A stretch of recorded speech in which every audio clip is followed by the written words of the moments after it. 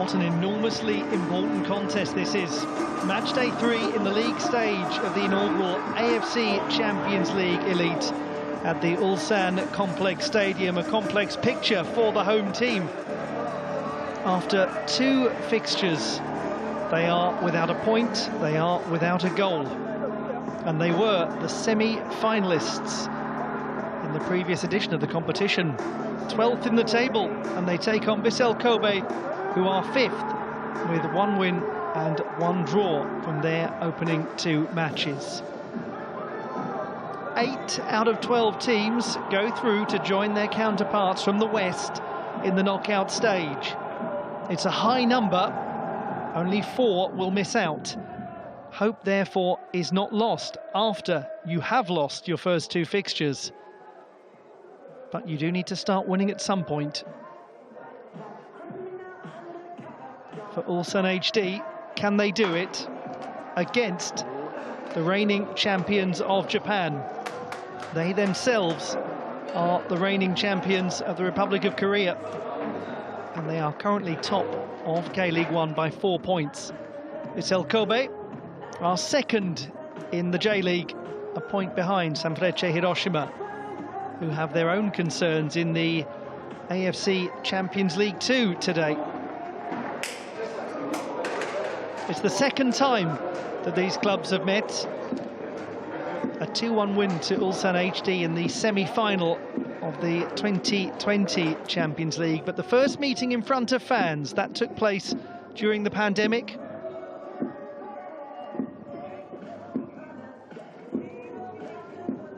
The travelling supporters from the port city of Kobe have come to Ulsan, the 7th largest city in the Republic of Korea, itself a coastal settlement on the far southeast. The club was originally in Incheon near Seoul, but moved in 1990 to an area where lots of the headquarters of the company Hyundai are located. Now, after a recent name change, they are Ulsan HD, and they take on the club who were founded themselves in a different part of Japan, in Kawasaki, as the Kawasaki Steel Soccer Club in 1966. They moved to Kobe in 1995. Vissel is a portmanteau, as I'm sure many of you know, of victory and vessel, honouring the maritime history of the great city of Kobe.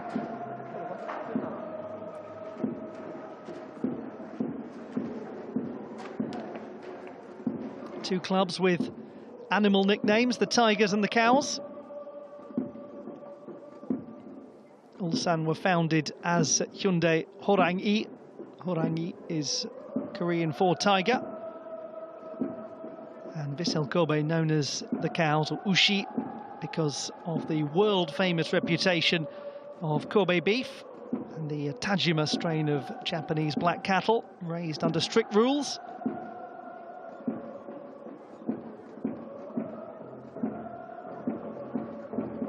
But the real food for thought here is for those players who know that their team is without a point and without a goal after 2 fixtures in the inaugural AFC Champions League Elite. This should be a fantastic match. It's certainly going to be a dramatic one. This matters hugely.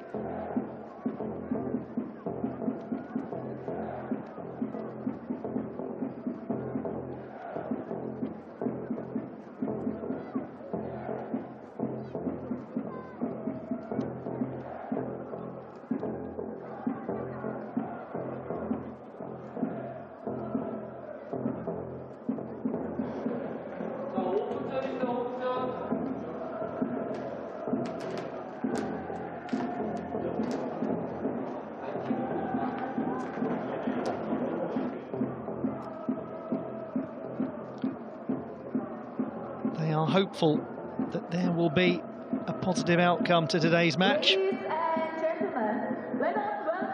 And they believe that their team can win this because they're in very good form so far in the AFC Champions League Elite. It's time to find out.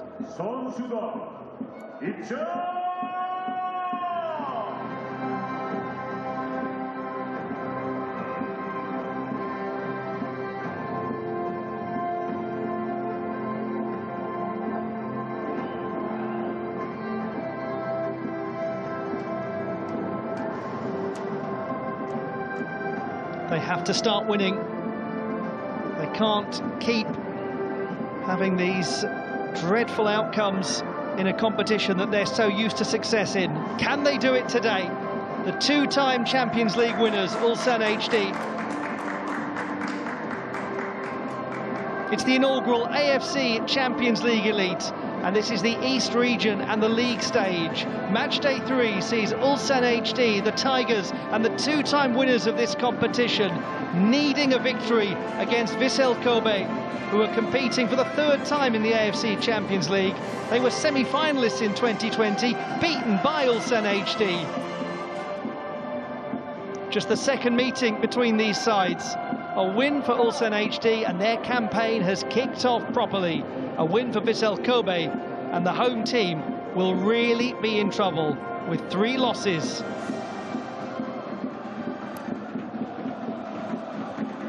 Eight match days in total. It's a long campaign, and if you pick up one win in your opening 3, you can feel some sense of hope going into the remaining fixtures. 0 out of 3, and it's a different sort of feeling. This could be a very nervous game. It could be a very high-pressure one, especially if Vissel Kobe starts strongly. Jo Hyun-woo, as expected, keeps goal for an Ulsan HD team with several who have played in Japan, such as captain number 20 Hwang Sok-ho in defence. Most notably, midfielder number 32 Jung Woo-young had 2 spells at Vissel Kobe and will know a few of today's opponents. There is a Japanese player in the Ulsan team as well, number 31 Ataru Esaka, and he will look to create chances for number 99 Yago Cariello in attack.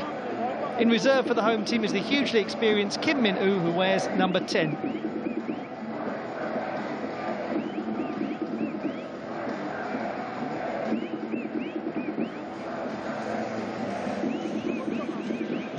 Reza Fagani from Iran, but based in Sydney, joins his colleagues from Australia and Malaysia in charge of this contest.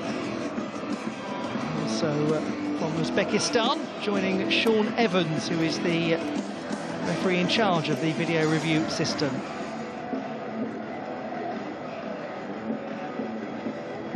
No surprises in goal for the visitors either, with Daya Maekawa selected. Vice-captain defender Tetsushi Yamakawa wears both number 4 and the armband today. Number 10, Yuya Osako, is just 1 away from his 50th competitive goal for Vissel Kobe and will provide a threat along with number 11, Yoshinori Muto, another experienced forward who's having his best season for years.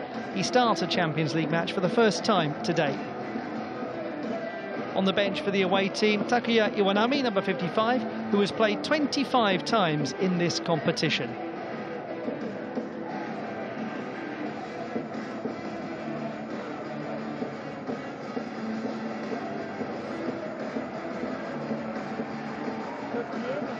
Lots of hugely experienced, high-quality players out on the pitch.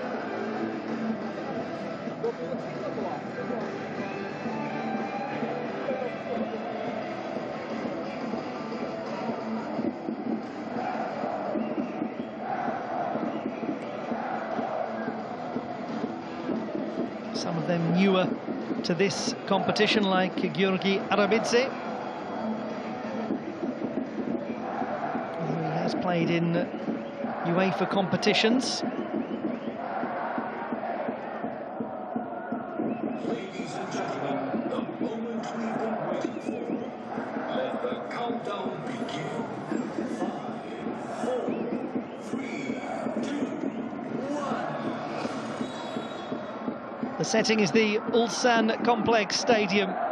It's the AFC Champions League Elite, the first edition of the competition, and match day 3 in the East Region League stage, as Ulsan HD, the two-time champions and the semi-finalists from the last edition, host Vissel Kobe.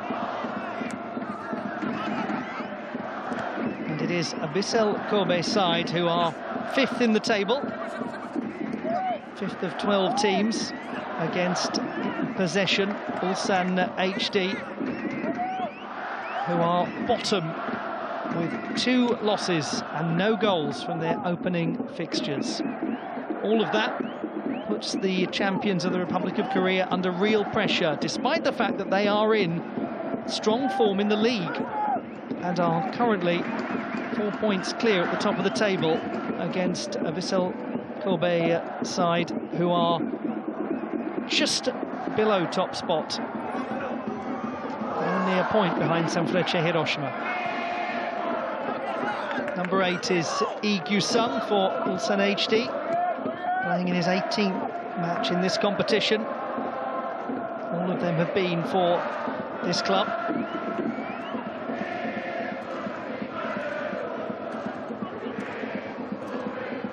And welcome to all of you, wherever you're watching from and whoever you're supporting in this fascinating AFC Champions League Elite, the first of its kind. Here's Yuki Honda's ball.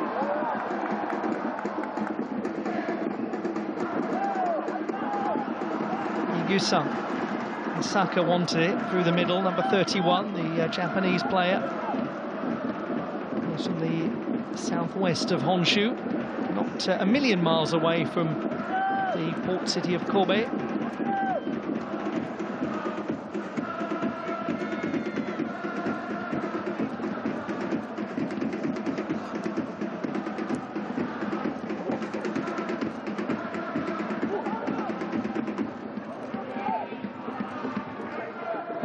Is Yun Ilok.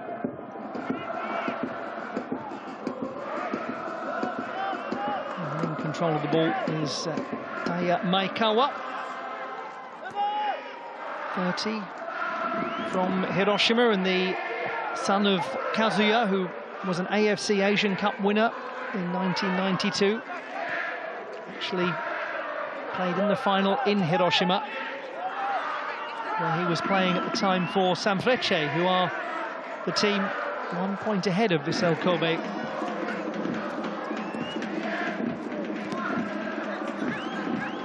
And Sanfrecce are involved in the AFC Champions League 2. Jung Woo-young, number 32 for Ulsan HD, played on 2 occasions for Vissel Kobe, almost 100 appearances. 2014, 2015 and also 2018. That's a little risky, isn't it? My goodness me!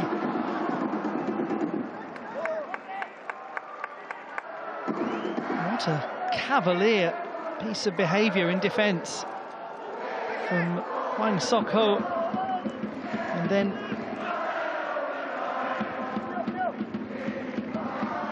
it was very nearly seized upon by Taisei Miyashiro.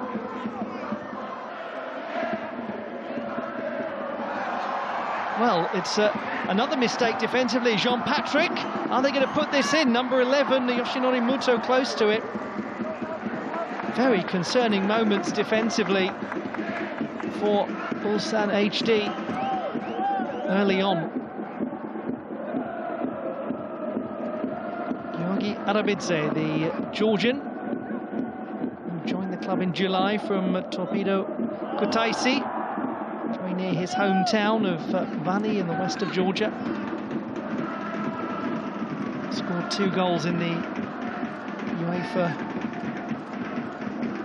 Conference League last season.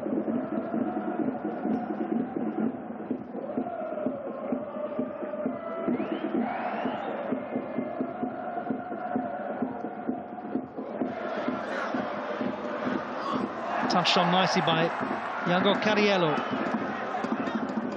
28 is Jang Si-young.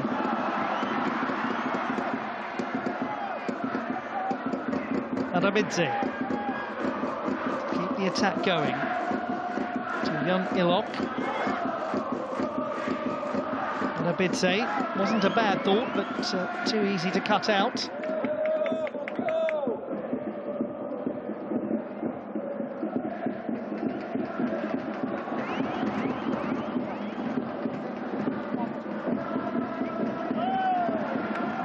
Surely a foul on Osako, but advantage played, and now pulled back. Good refereeing from Alireza Fagani. Kim Pangon, 55-year-old who took over in July from Hong Myung-mo, who left after leading the club to 2 consecutive league titles, to take over as the national team manager for the 2nd time. And he's a very interesting gentleman, is Kim Pangon. Takuki Yoshida has been in charge since June of 2022, after the very short spell of Miguel Angel Lotina. But back to Kim Pangon.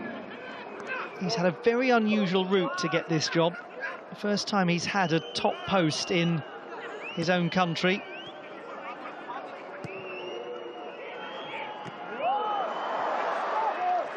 Well, this is the strategy, to try to play out of defence and then to create the space if they can break through the press, which to a degree they've done here. Jang Si-young might get another go, but it's put behind by Tetsushi Yamakawa. Well, that was the first time that Ulsan HD have really managed that break out of their own defence. And the space it created was, just for a moment, quite enticing.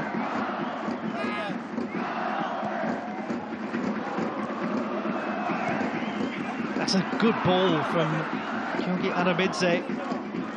Jang Si-young, 22-year-old who came up through the youth team. And there is Ataru Esaka. Played for 4 clubs in his home country.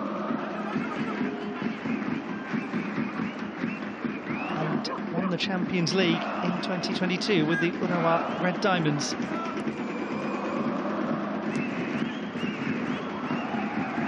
Wanted it, Iago Cariello. This is more impressive from Ulsan HD after a nervous first few minutes. Nice energy to this match.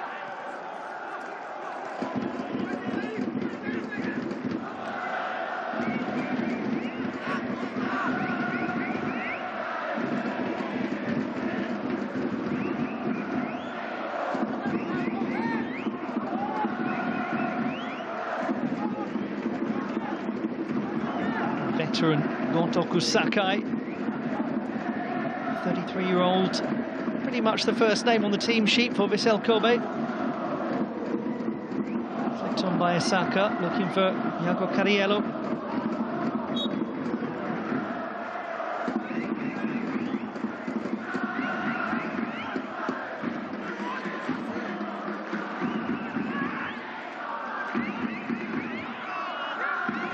He's managed a lot in Hong Kong, China, including the national team twice. Also led the Malaysian national team for a couple of years, including that hugely memorable 3-3 draw with the Republic of Korea in the Asian Cup at the start of the year. It was the first point won by Malaysia at the Asian Cup since 1980. And the reward ultimately for Kim Pangon has been one of the biggest jobs in football in the Republic of Korea.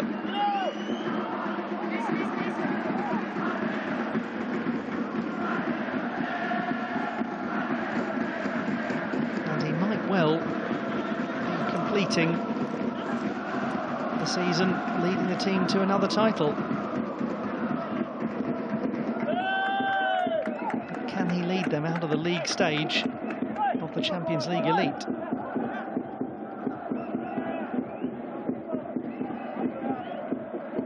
First ever league title won by Vissel Kobe last season, to add to their Emperor's Cup win from several years before and their Super Cup win the year after that.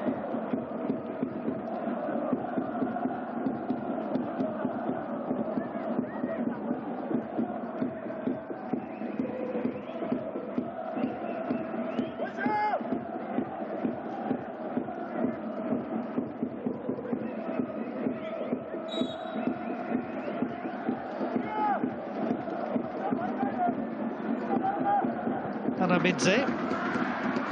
The goalkeeper had started to come for it, but the decision was taken out of his hands effectively. Sim Sang-min, 21-year-old, who joined the club at the start of the season for the Pohang Steelers. Arabidze, again with a lot of work to do. Finding Jung Woo-young.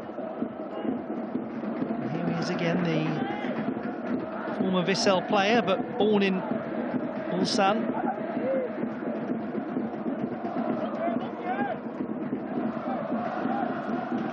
Remarkable to think that this is the first time this season he's actually played as a professional footballer in his home country. So if you are going to do it anywhere eventually, then you might as well do it in your hometown.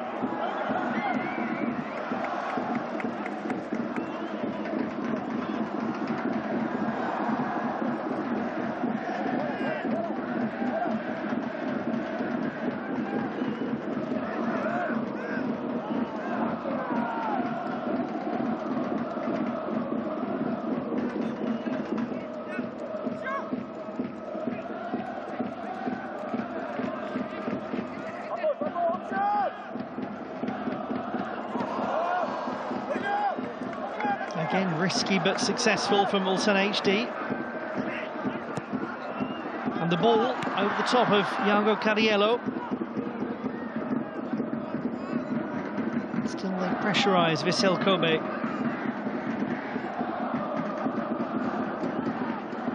Not quite getting those deliveries right to Arabidze at the moment.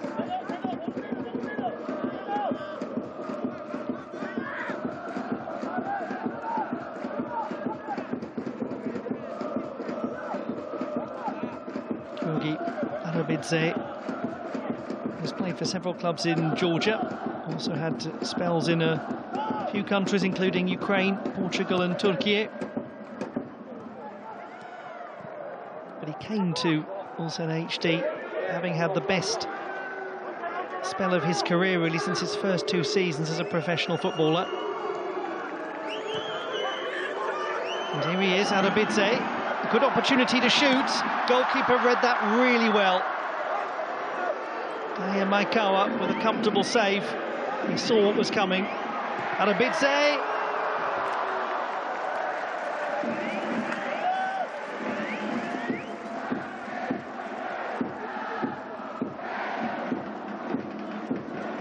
Just glided past Ideguchi.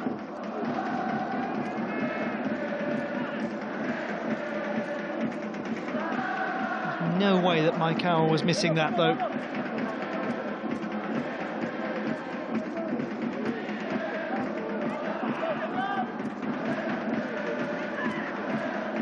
And looking stronger and stronger as the contest goes on, the home team.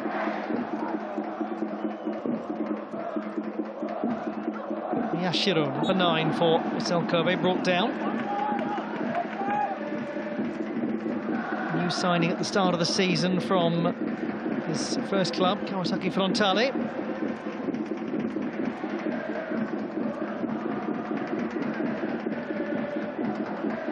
And he scored in the win against Shandong Taishen for his first goal since August.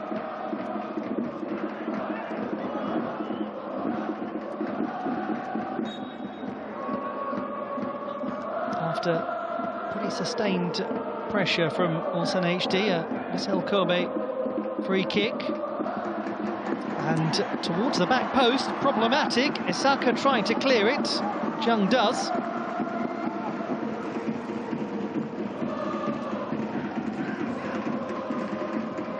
Quick restart there from Sakai to Miyashiro. Nearly found Yuyo Osako.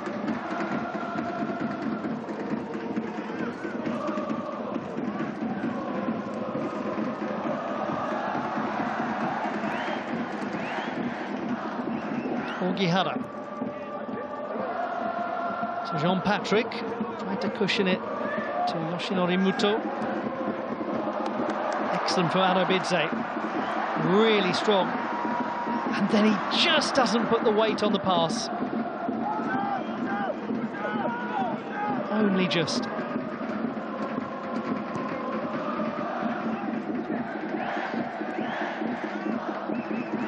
They've enjoyed watching him, Arabidze, the Ulsan HD fan, since he joined.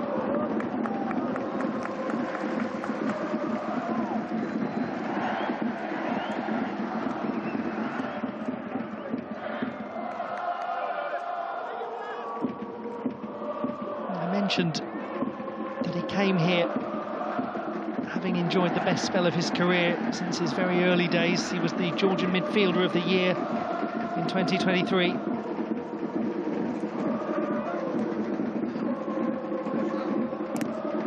And the early signs are that life in the Republic of Korea is suiting him nicely.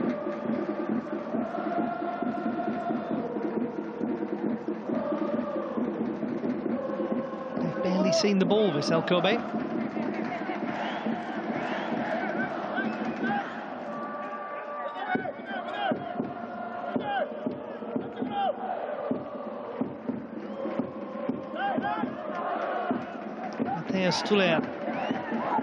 Centre-back from Rio de Janeiro.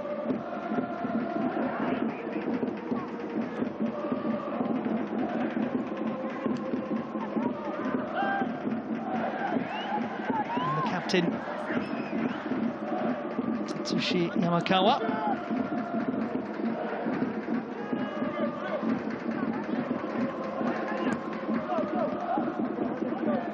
To Jean-Patrick, another of the Brazilians. Arabidze. Maybe a little optimistic in trying to get a foul there. Going past Yuki Honda. And that's really good hard work to win the ball back. Here's Iago Cariello. And he is not brought down, to his disbelief.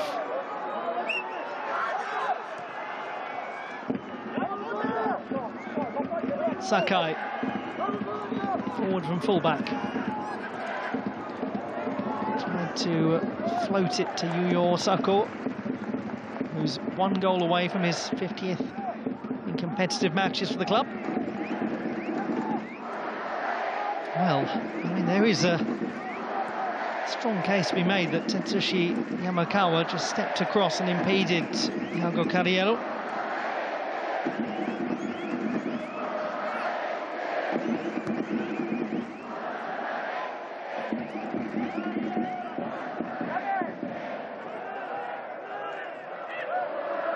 Miyashiro, fortunate to get a second chance there. Ogihara, certainly a pace to the game.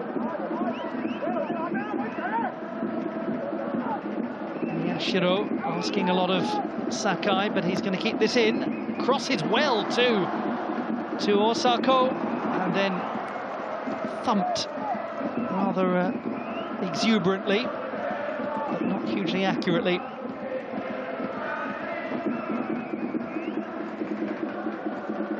Did very well, didn't he, Kontoku Sakai?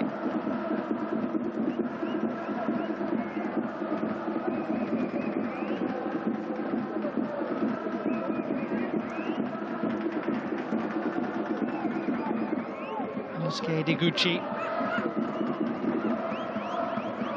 did score in the 3-0 win against the Antlers in the Emperor's Cup about a month ago, but that was his first goal for 3 years.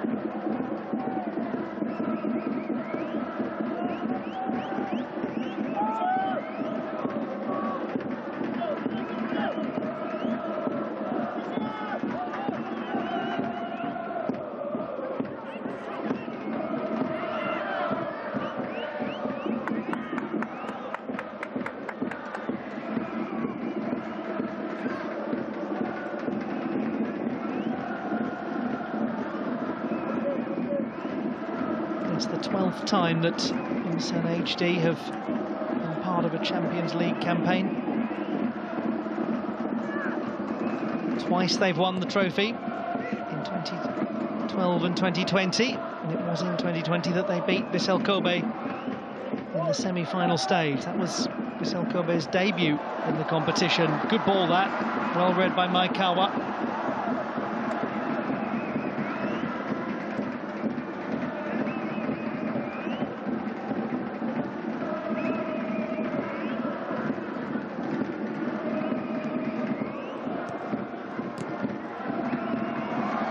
Oh, that very nearly, quite extraordinarily rebounded for Iago Cariello.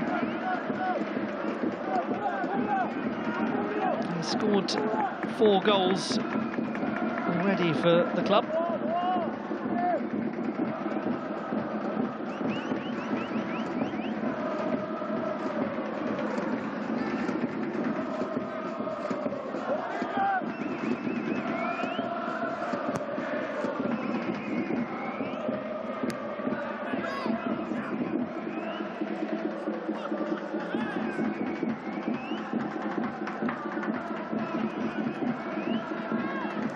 Hidiguchi goes back to Yamakawa,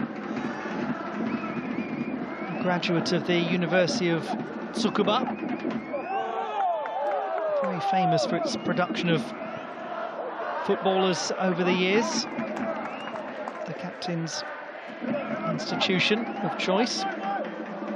Masashi Nakayama went there, Masami Ihara, more recently Kaoru Mitoma.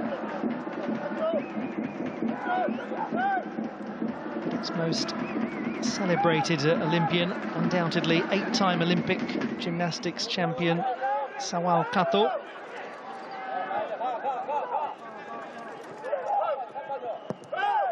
He's not the only one in the squad, Yamakawa, who went to Tsukuba University. It's very well known for its performances in competitions like the Emperor's Cup.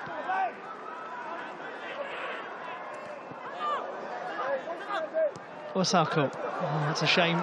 Hidiguchi was in a decent position.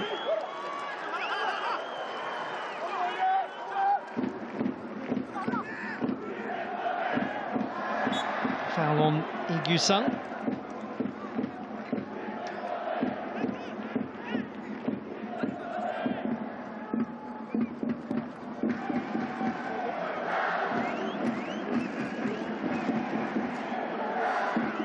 Ilok, wearing 73, Asian Games gold medalist in his home country a decade ago.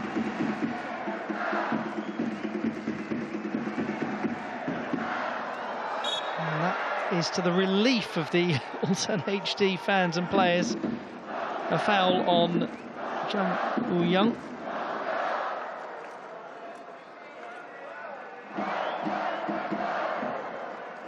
Just mentioned an Asian Games gold medalist. Well, in Jung you have an Olympic bronze medalist, much like the captain, Hwang Sok-ho.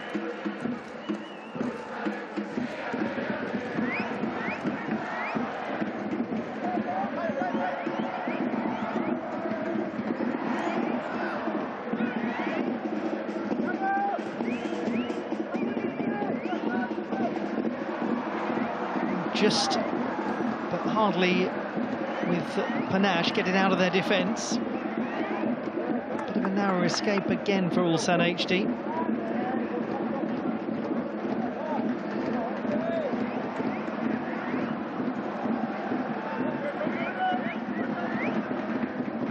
Chang Si-young to Jung Woo-young. Beyond the halfway stage of the first half. Ulsan HD 0, Vissel Kobe 0. Match day 3 of the league stage of the inaugural AFC Champions League Elite. Is it going to change now? Isaka, Iago Cariello, and he shoots and doesn't quite manage to find the target. That was good work from Ulsan HD. Very nearly a first Champions League goal for Iago Cariello.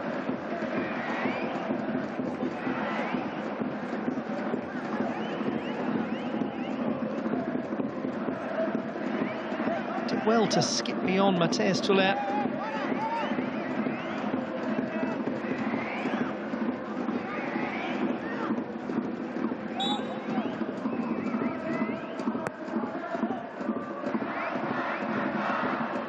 Rabidze. He really does fancy the spectacular.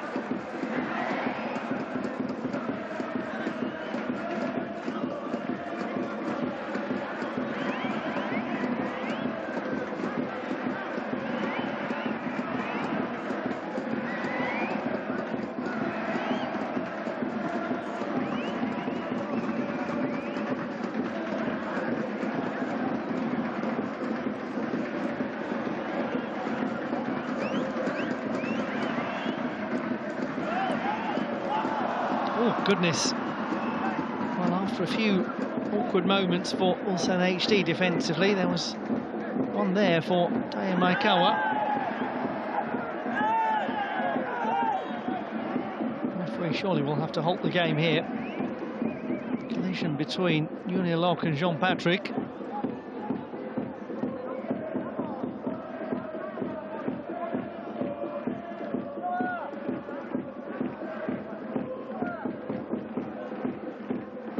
Seem to really connect with each other fairly indiscriminately.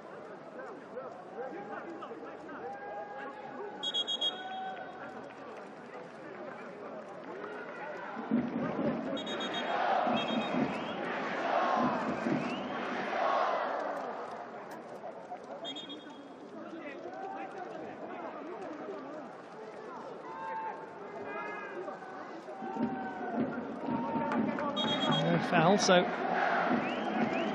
they will resume at the discretion of Alireza Fagani. Waiting for Jean-Patrick to finish with the hydration break.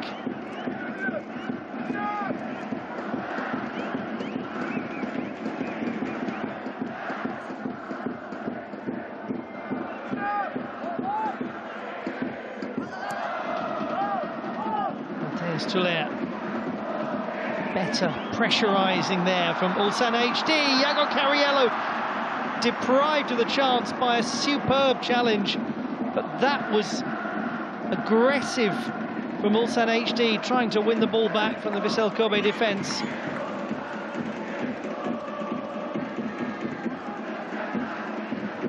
had a couple of good opportunities, Iago Cariello.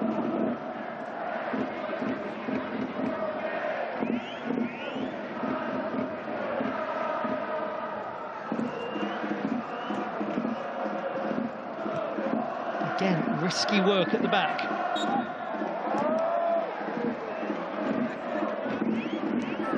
It all makes for an unpredictable and entertaining feel to this match, though. How close he came there. It was well controlled, and it was absolutely superb from his fellow Brazilian, Matheus Tuller. Former youth team captain of Flamengo.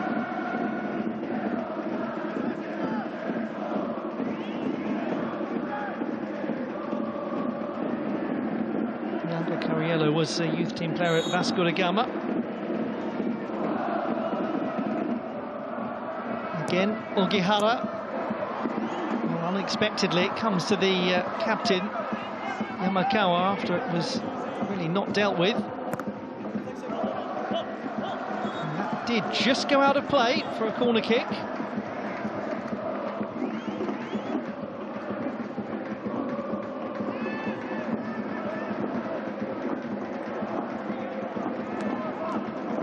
Makawa forward again. Did score his second goal for the club in the win against Consadole Sapporo in the league back in March.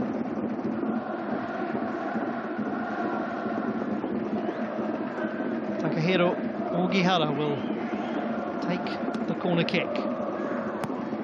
And Ogihara finds Jean-Patrick, who couldn't find the ball. Turning and trying to strike Yoshinori Muto. And then back in from Sakai. And then Ideguchi with another thump from the edge of the area.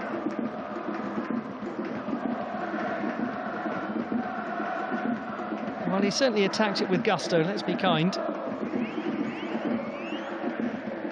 That was well placed though for Jean-Patrick.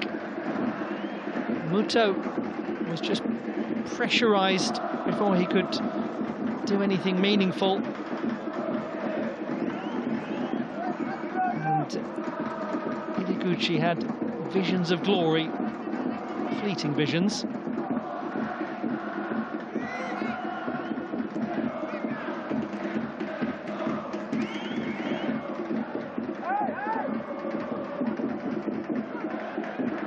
Honda.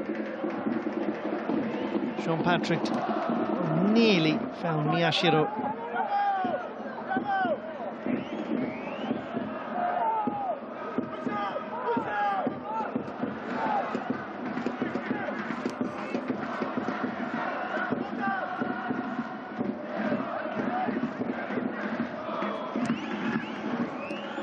Makawa to Gontoku Sakai, who was in the J-League Best 11 last season.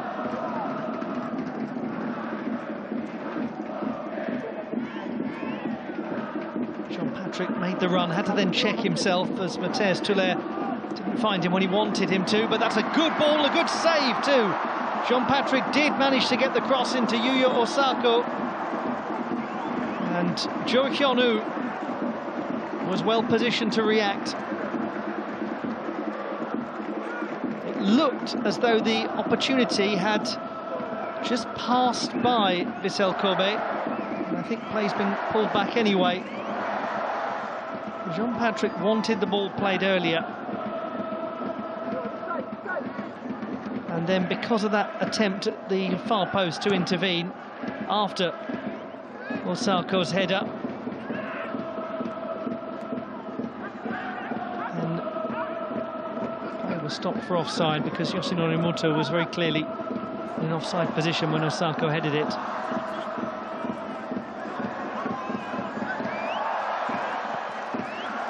At the other end, Maekawa, not for the first time, has to come out of his goal.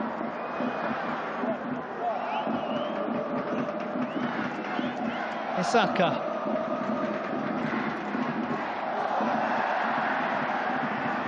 Well, that went the way of Vissel Kobe. Advantage played. Some of the Ulsan fans thought it was going to go in their direction. Muto.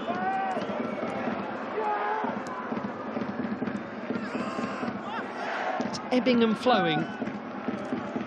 Periods of control for Ulsan, periods of control for Vissel.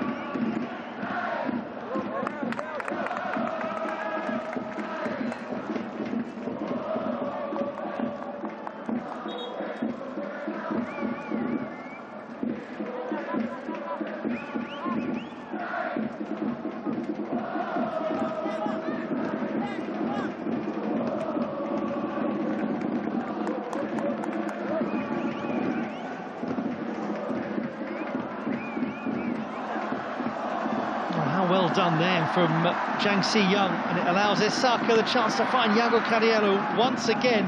Matthias Tuller well positioned. It's a few times now that he's got in the way of his fellow countrymen.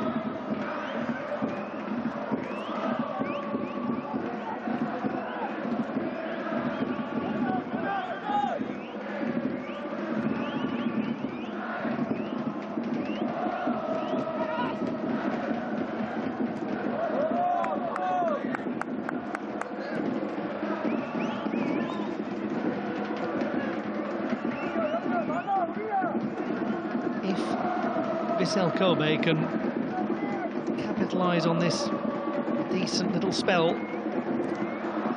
get a goal shortly before half-time, the pressure that will suddenly put on Ulsan HD will be enormous. And Ulsan HD, I just remind you, who lost 1-0 in their first match to Frontale, 4-0 to the Marinos in their second, so are yet to score. Vissel Kobe drew 0-0 at Buriram United on matchday 1, then beat Shandong Taishen 2-1 on matchday 2. Again, they play boldly in their own defence to try to create this sort of space. And they do create it. What a clever touch from Arabidze to Sim Sang-min to keep the attack going. But it all peters out in the end. Now Jean-Patrick with the goalkeeper reading it superbly.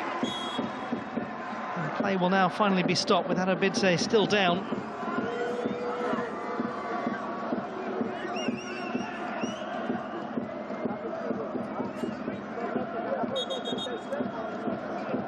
He certainly is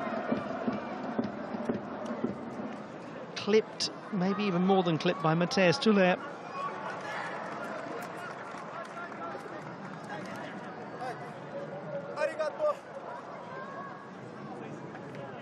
Eight trophies Matthias Tuller has won in his career, as the yellow card is confirmed.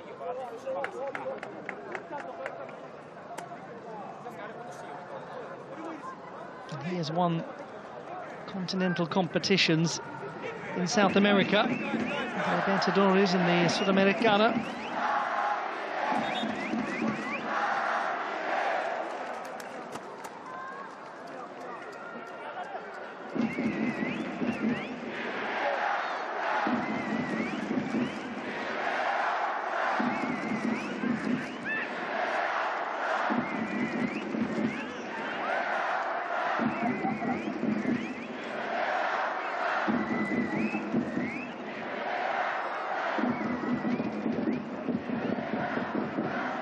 Sung the right sort of idea, but instead it's with Vissel Kobe.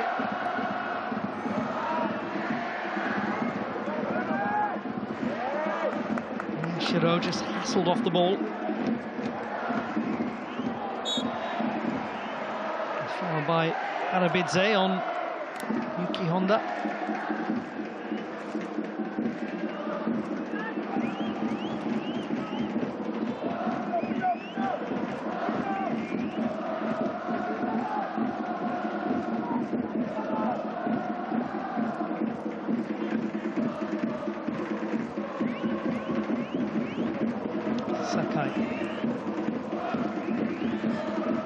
Gets it back. Antoku Sakai to find Jean-Patrick a little too high.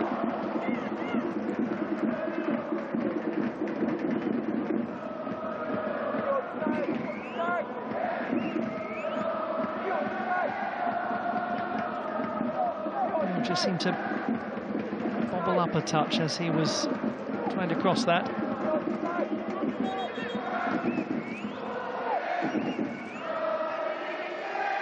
Jean-Patrick is one away from his 10th goal for the club in all competitions. He's mostly been used as a substitute. So a good opportunity for him here, getting a starting berth.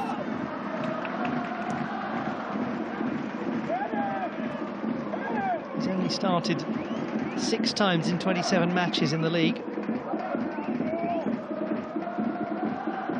Similar to last season when he played 27 times.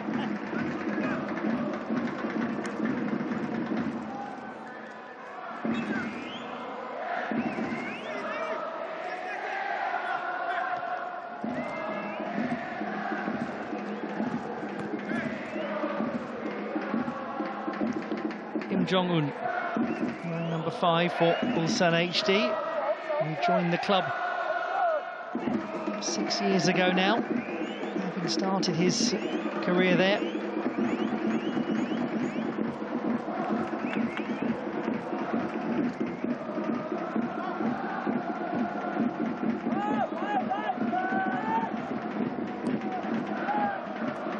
Five minutes or so to go until half-time.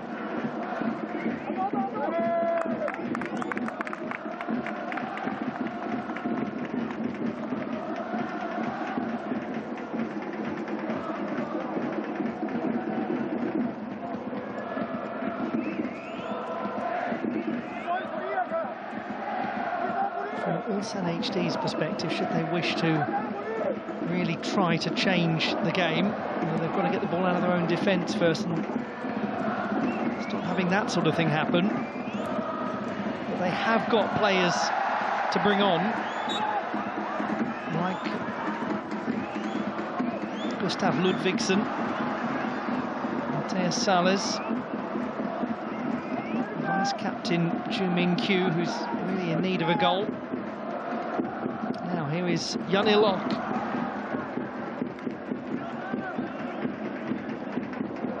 Cut out nicely that by Jean-Patrick, tracking back.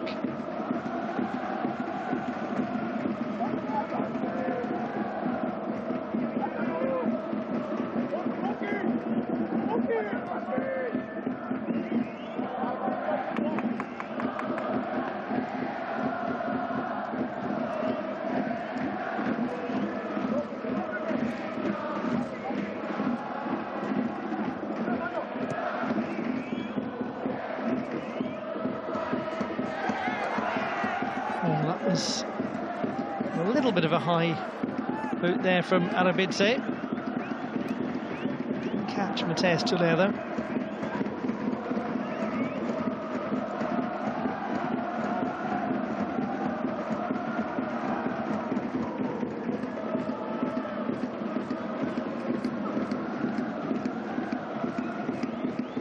Jan, who is making his 50th appearance in the Champions League today. Fabulous accomplishment.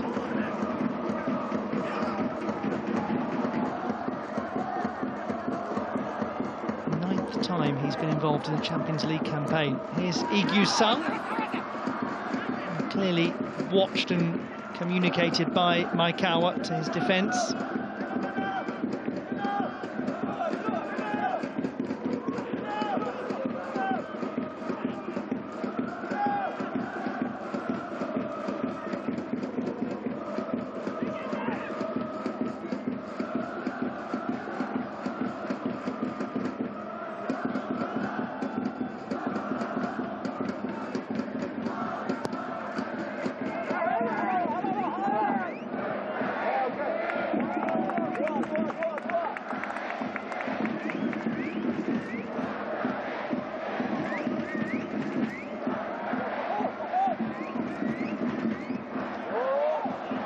Cariello opens up a little space for Sim Sang-min to come forwards. Cariello now moves furthest forward for Ulsan HD.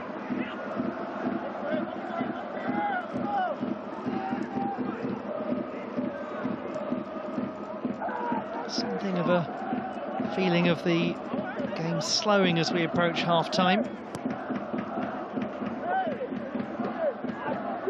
Jong-un. Run was made by Sim Sang-min.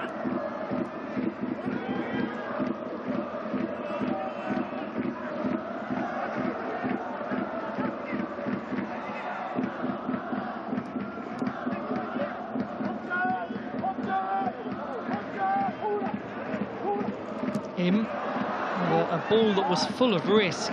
Ideguchi made contact, but it's a little too much power for him to control it. Here is Sim, who's remained forwards. Can they do something with this? Jang Si-young!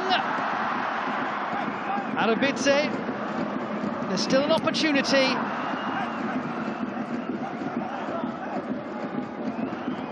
Just about defended by Vissel Kobe, but here is the Georgian, Georgi Arabidze once more.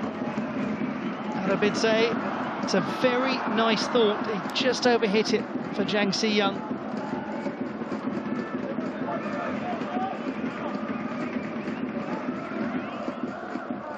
Yes, it has been that sort of Champions League campaign.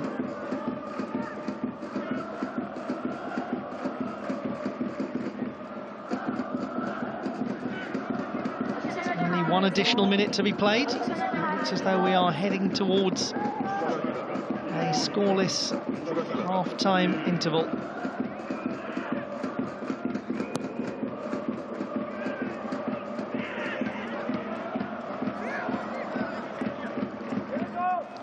Muto does really well, and that will be a corner kick. Comes off Sim. So the last opportunity will be for Vissel Kobe. this is where the defence must be at their most alert. It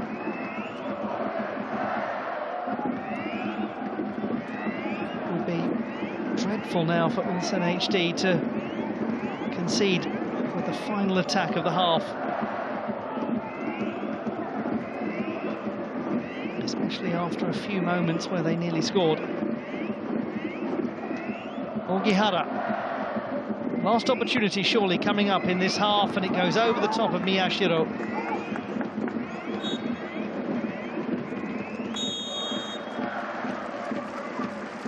Very unclear as to which way this is going to go. The match has flitted in one direction, then in the other. He's been very lively, Gyorgy Arabidze. Has gone close on a couple of occasions. Overall, though, a sense of much more to come in this hugely important match. At half-time, it's Ulsan HD 0, Vissel Kobe 0.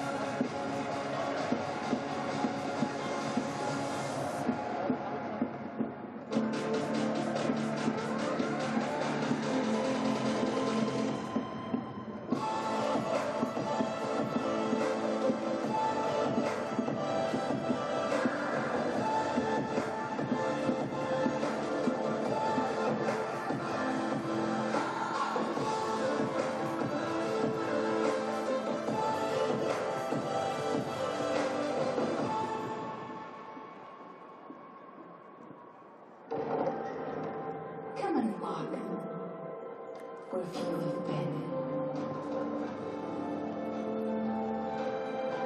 Along paths yet to be charted. Come see what you've never seen and feel welcome you've never felt. Welcome to a journey you've never imagined. Welcome to Arabia, Saudi.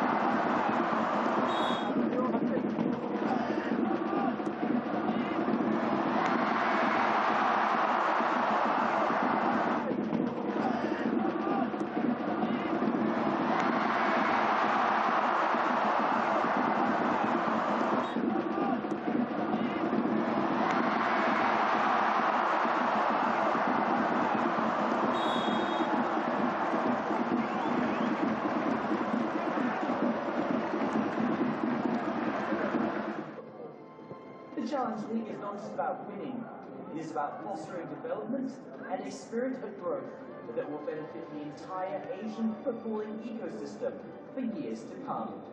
This is the AFC Challenge League. For the believers, for those that dream,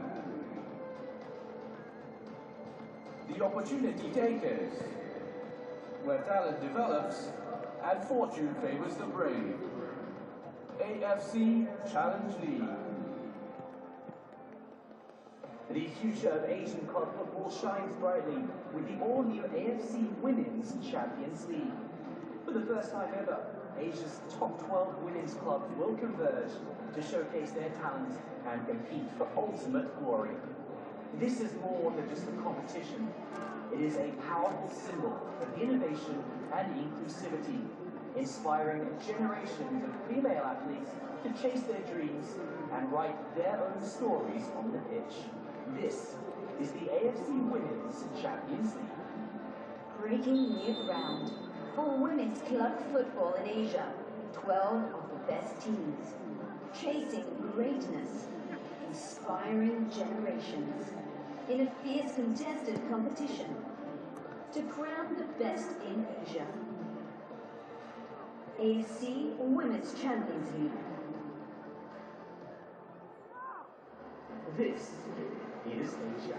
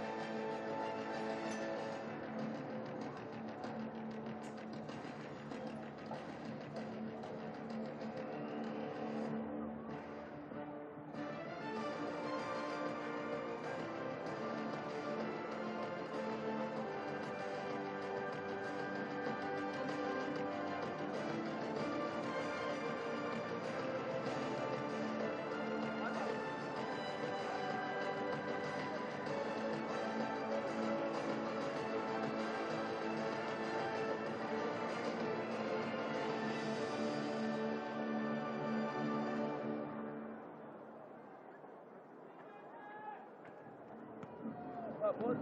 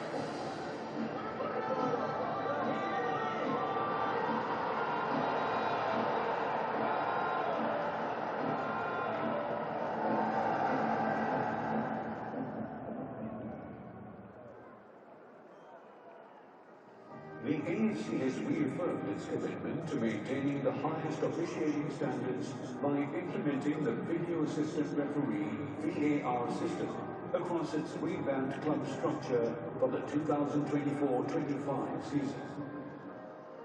The purpose of the VAR will be to rectify clear and obvious mistakes in match-changing situations based on the principles and philosophy of the laws of the game.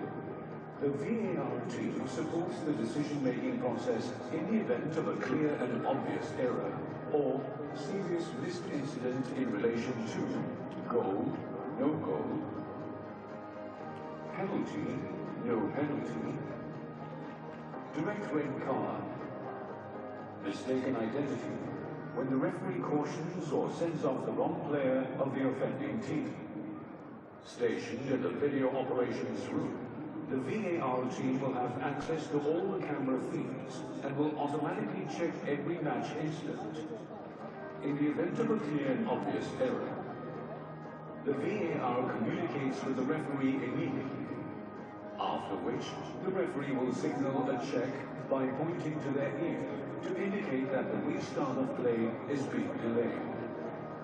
The VAR can suggest a review, but only the referee can initiate the review by signaling the outline of a TV screen. The referee always makes the final decision, but can be supported by the VAR in two ways. Using the information received from the VAR for factual decisions, or personally reviewing the incident at the referee review area for decisions that require an interpretation.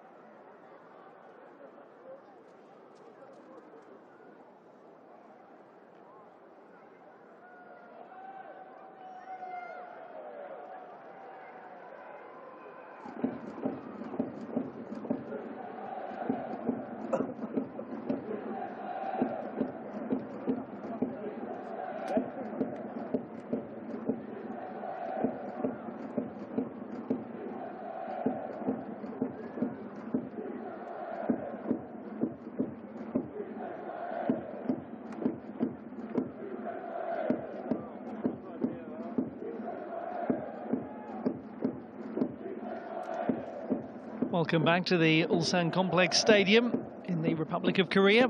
The second half about to begin in this meeting between Ulsan HD and Vissel Kobe, the domestic champions from the Republic of Korea and Japan, respectively. Quite a close contest. A few opportunities here and there. Ulsan HD with more possession and probably the finest of those chances.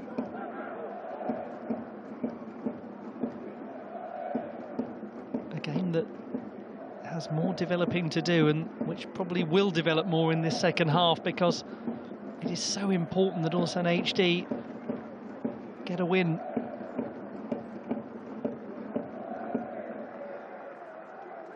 For Vissel Kobe, 2 draws and a win after their first 3 fixtures would be perfectly reasonable. The second half is underway at the Ulsan Complex Stadium. The second meeting ever in the AFC Champions League between Ulsan HD and Vissel Kobe. The first was a 2-1 win to the home side today in the semi-final of the 2020 Champions League that Ulsan HD went on to win. This is the first meeting in front of a crowd. The story of the first half, one of nearly moments, a couple of good chances, particularly Georgi Arabidze looking the most likely for Kim Pang-gon's team to provide the creativity needed.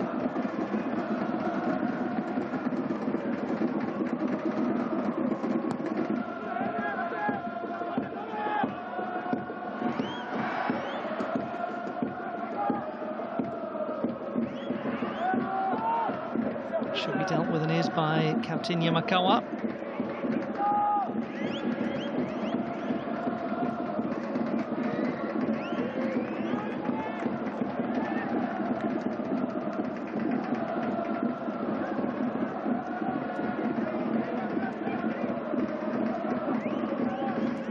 There haven't been too many big chances for Vissel Kobe. A couple of Yosuke Ideguchi strikes that didn't look like they were ever going to trouble Jo Hyun-woo.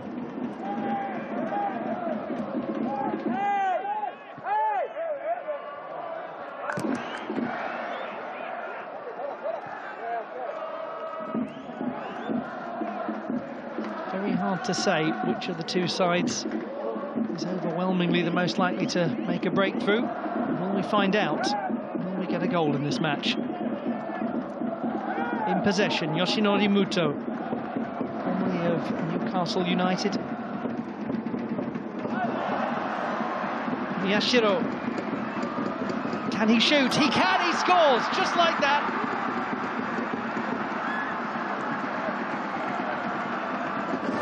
His second goal in this season's Champions League. And it's a rotten start for Ulsan HD in the second half. Ulsan HD 0, Vissel Kobe 1. Taisei Miyashiro with the finish. And he took it ever so well too.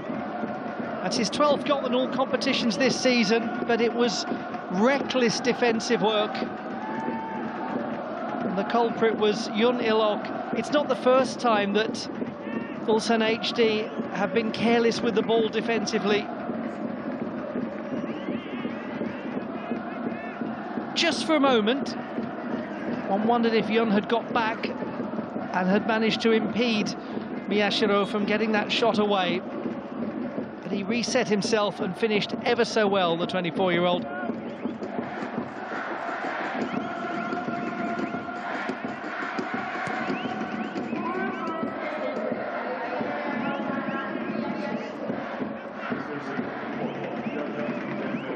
Now we really will see what sort of reaction comes from Ulsan HD.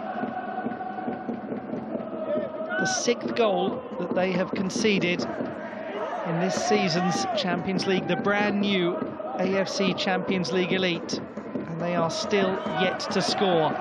They're looking messy, aren't they? Muto. Good stop by the goalkeeper. But again, questions surely to be asked and hopefully answers to be found as to how it was that this chance was so easily given to Vissel Kobe. Because if they don't find those answers, then they're going to concede again. Sakai. What a fine ball that was.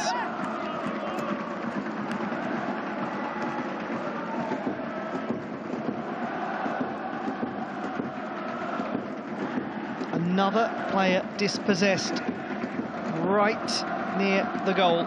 It was Jung Woo-young this time. He connects well with it, and it is a very fine stop from Jo Hyun-woo.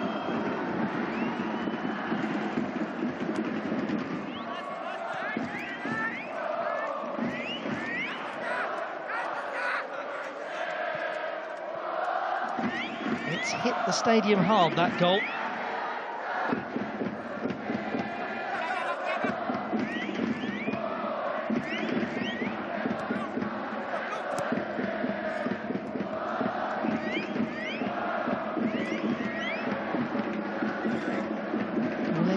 Invigorate Ulsan HD. Yago Cariello trying to link up with Lee Gyu-sung. Here is Yago Cariello, strikes his own teammate Jang Si-young. Nice move though. Just looked to be walking a little awkwardly there after that, Yago.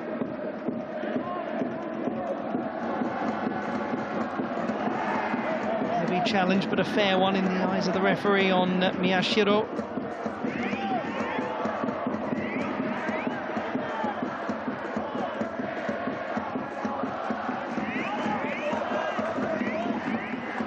More positive though from Ulsan HD.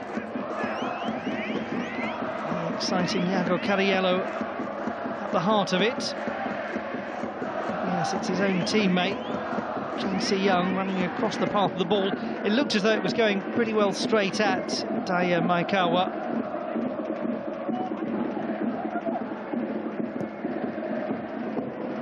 Now Maekawa just goes long towards Jean-Patrick. Really been able to work with the ball at his feet an awful lot in this match. Quite often he's had to try to leap up and cushion a header down to a teammate.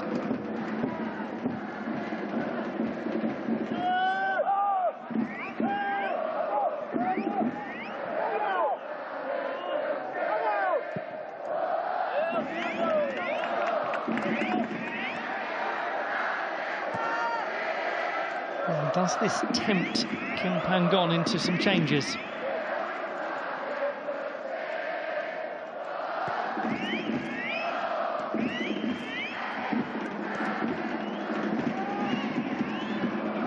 It's not the easiest thing in the world, is it? Succeeding someone like Hong Myung-bo. Difficult for any manager who comes in because the incumbent has been promoted to the national team post. Oh, that was nervous.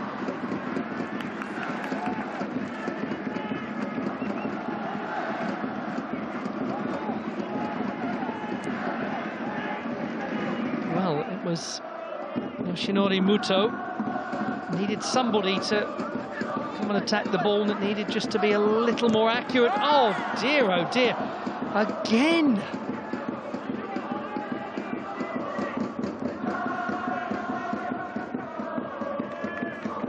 They are getting caught out repeatedly.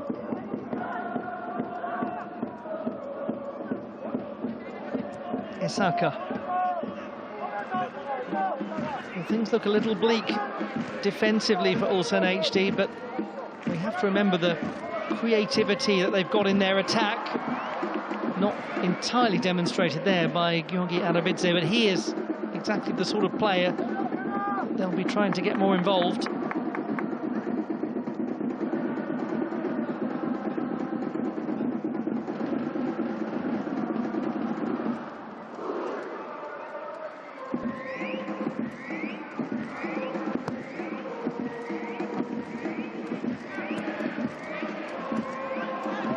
Finds Osako, improbably, from Jean-Patrick. Osako nearly gets Muto in the game. Sakai does get Muto in the game.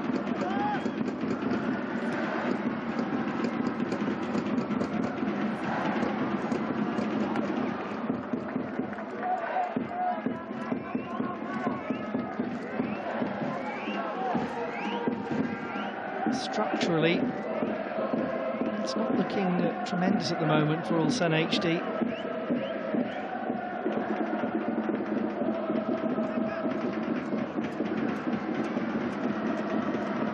One suspects that may require changes from Kim Pang-gon.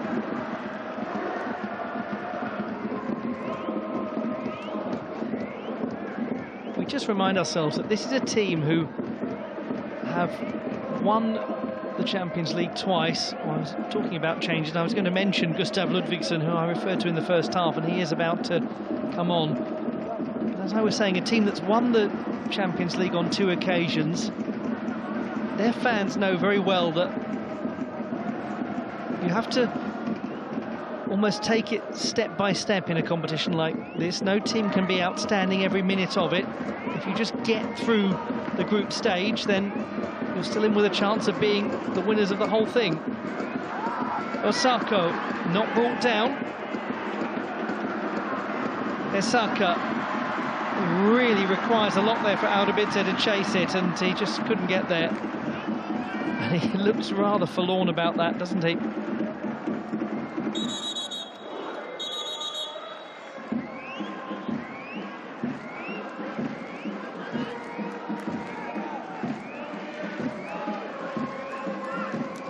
Of Gustav Ludvigsson is being anticipated.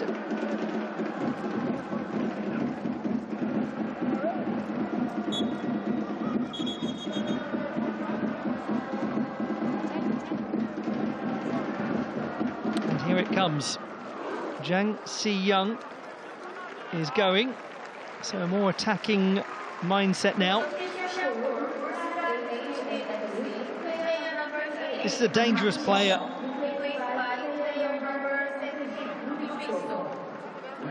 Just recently turned 31, a matter of a few days ago, Gustav Ludvigsson. He scored 6 times in the league this season, in 19 appearances, 3 in his 11 matches in the Champions League. And he will provide a little support for Iago Cariello up front.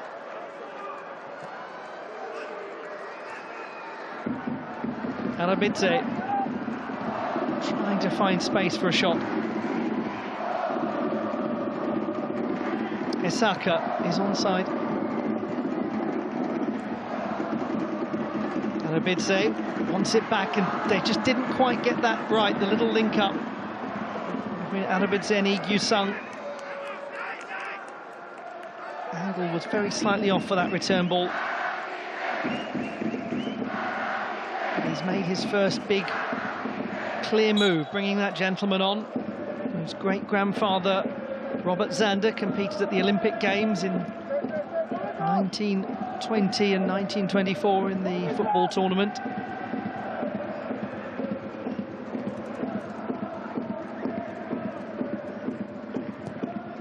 He's come on to join a team of players who have multi-sport games medals and even Olympic medals. But his family can boast an association with the games that goes way, way, way back.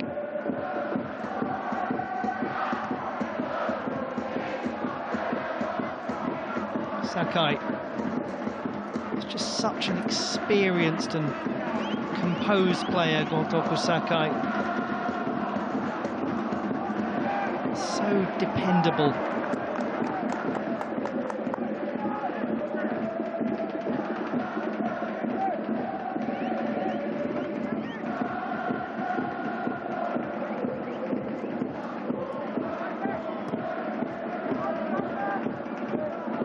Hideguchi.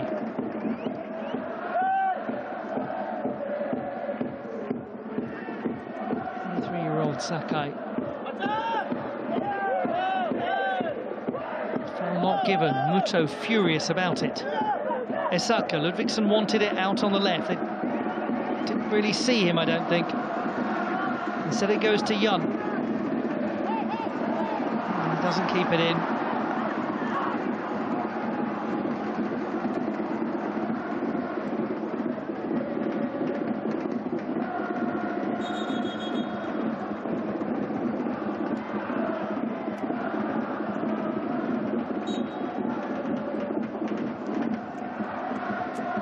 It is a very anxiety-inducing Champions League Elite campaign, this, for Ulsan HD. Just hasn't got going yet. This could be more problematic here. Muto, and how important that touch was. He had space.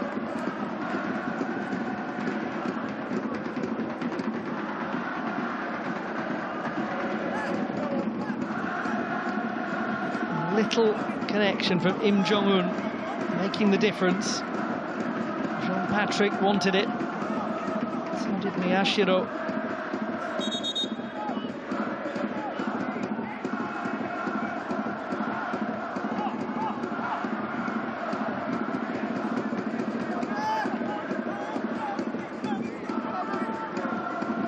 Corner kick to swing inwards, and not to be fully dealt with. Yamakawa's shot, though, was a soft one.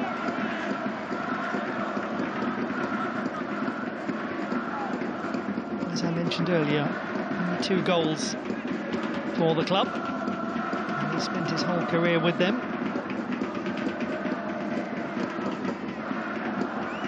This is his 149th competitive appearance. Gotoku Sakai, lacking accuracy. Counter-attack potentially on. Ludvigsson moving forwards. And in the end, the link-up between Ludvigsson and Esaka not going right. They've had too many moments like that, haven't they, really, Ulsan HD, where just some of the simple pieces of interplay have been lacking. Jean-Patrick, is he onside? He's finished wonderfully, but it's not going to count.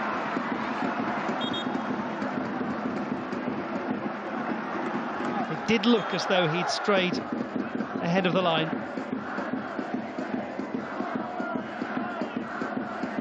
And indeed, it seems to just about be the case. What relief for Yanilok, who already Was robbed of the ball by Taisei Miyashiro earlier on in the second half.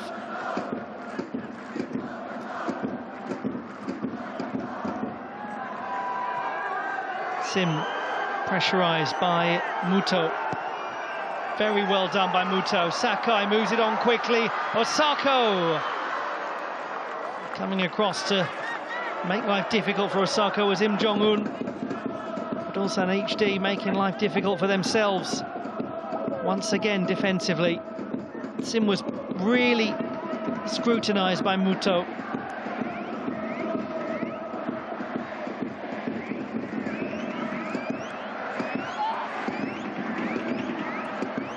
That time they just about get it out.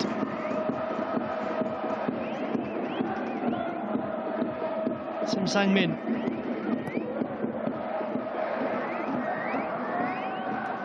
Well defended by Yamakawa, who is then fouled by Iago Cariello.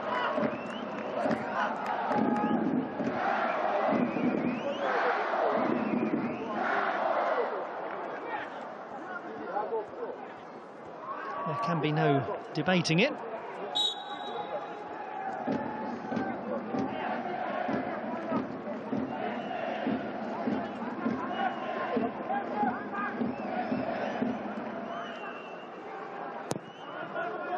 Forward from Naya Maekawa, who's had a reasonably quiet match.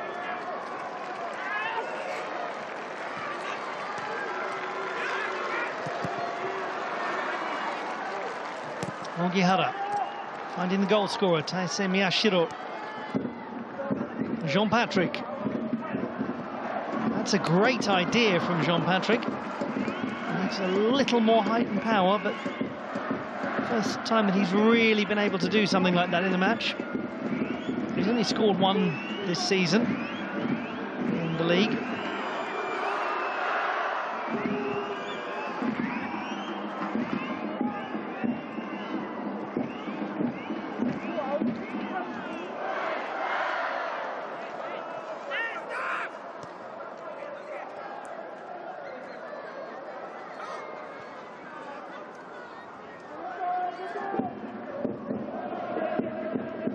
Inside the last 30 minutes. Ulsan HD trailing Vissel Kobe by virtue of the goal scored in the 48th minute by Taisei Miyashiro. And this would be a splendid outcome for Vissel Kobe. 2 more changes are to be made.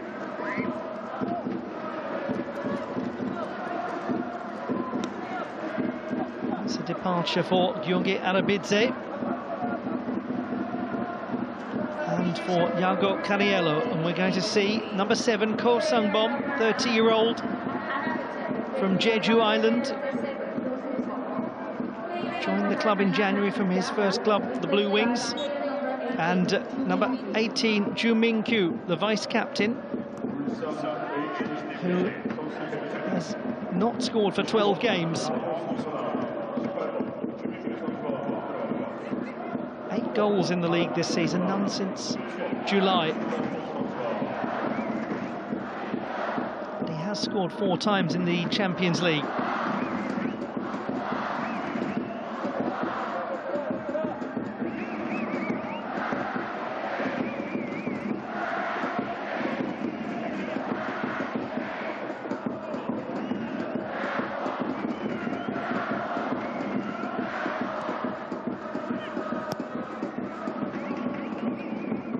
Sakai.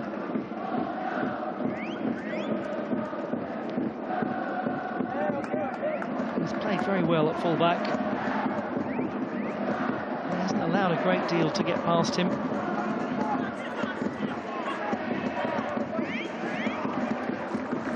Miyashiro conducts himself very sensibly.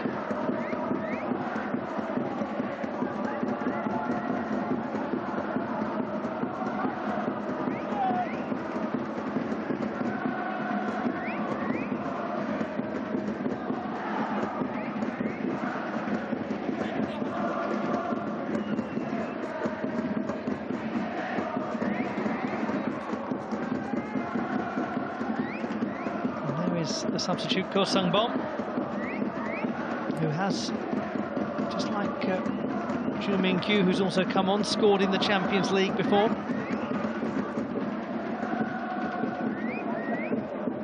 Sakai gets there ahead of Ludvigsson.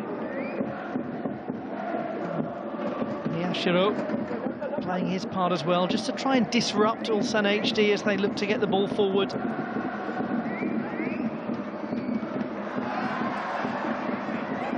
lots of that sort of thing going on, just trying to make it hard for the home team, and it's succeeding at the moment, although that's a bit of a gift.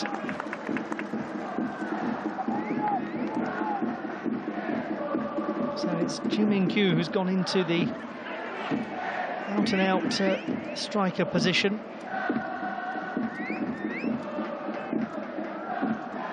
I have to say, though, that Ludvigsson will always be a danger.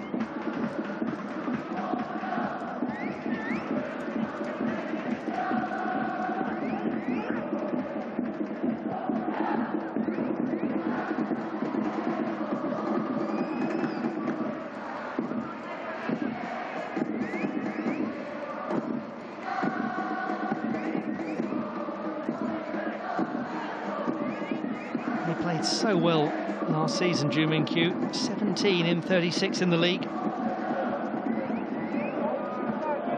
that was having rejoined from a 3-year spell at Jeju United.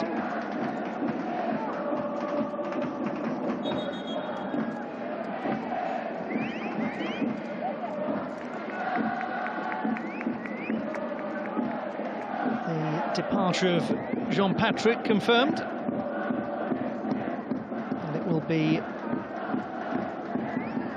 the number 14, Koya Yuruki, to replace him.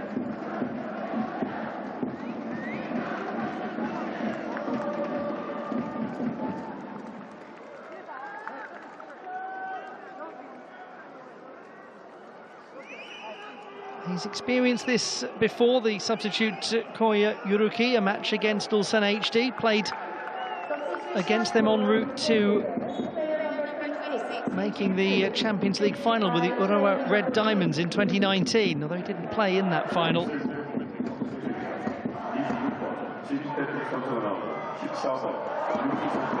One back by Osako and cut out by captain Hwang Sok-ho.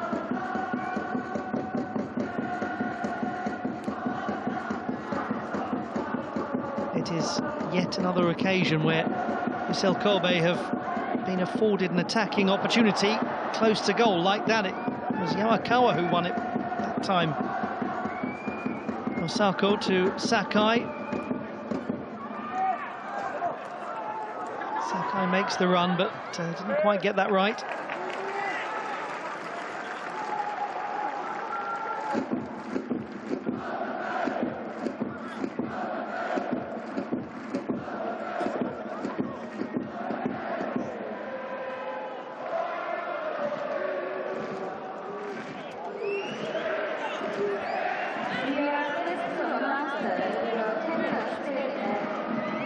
It's by no means out of reach for Ulsan HD, but regrettably they just don't look hugely convincing.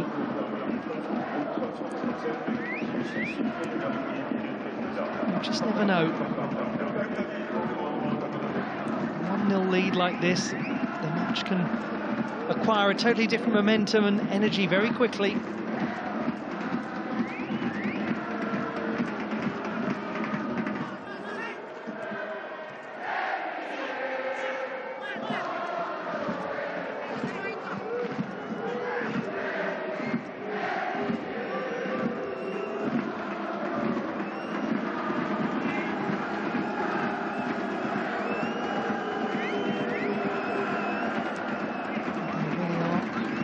Struggling to construct something meaningful in Ulsan HD. Could this be it?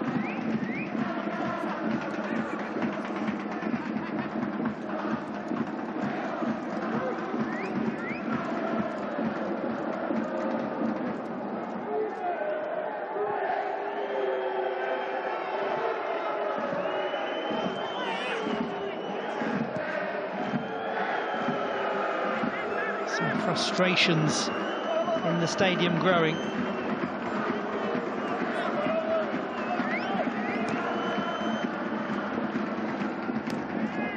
And well done, Matthias Tuller. And there we go, possession turned over again by Vissel Kobe. Here's Muto. Muto, brilliant play! It's Miyashiro with his second.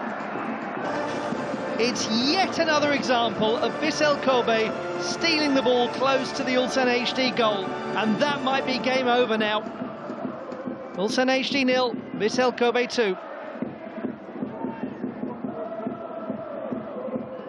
Almost silence in the stadium, save for the visiting fans. Chung Woo-young losing the ball. And Muto's cross to Taisei Miyashiro, who had so much space, far too much space.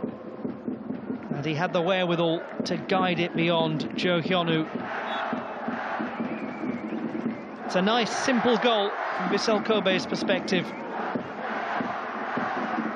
It's a torrid one from Ulsan HD's.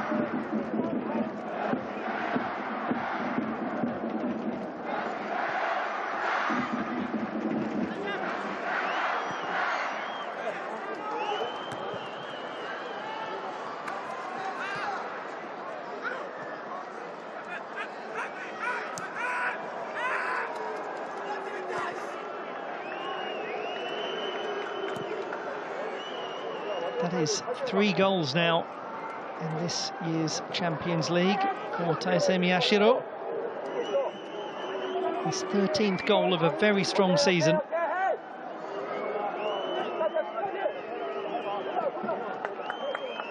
And it's just his first season for Vissel Kobe, having left Kawasaki Frontale at the end of last year.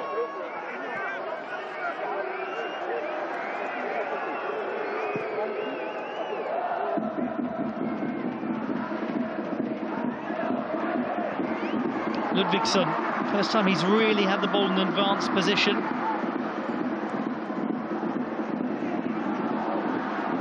And he doesn't get it back. Sakai alert.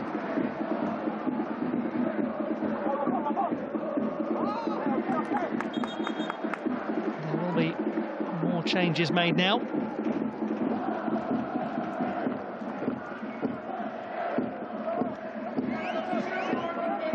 Daiju Sasaki, 25-year-old, replacing Yuya Osako in what is a consolidatory move, certainly.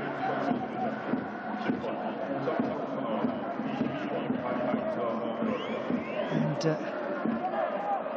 we're seeing Lee Myung-jae and Lee Chung-yong coming on. Two very experienced players, replacing Sim Sang-min and Jung Woo-young. Lee Chung-yong, winner of the Champions League in 2020 with this club. Yet to score in the league this season. He was a late substitute in the loss to the Marinos.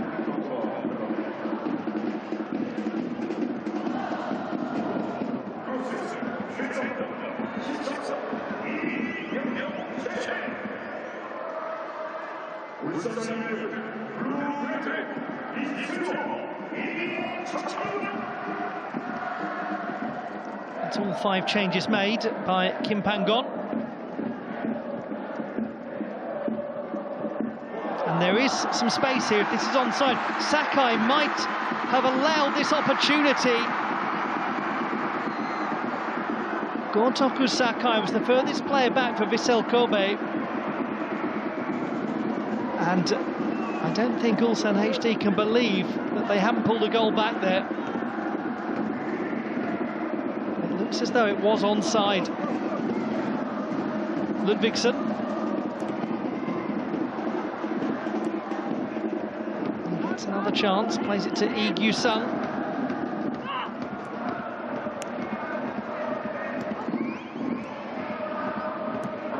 In from substitute Lee Myung-jae.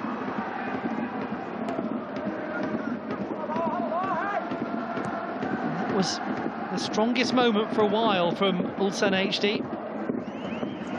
Meanwhile, Daiju Sasaki at the other end.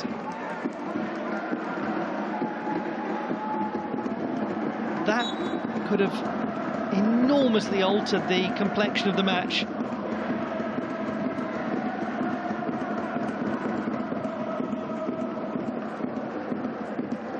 Muto.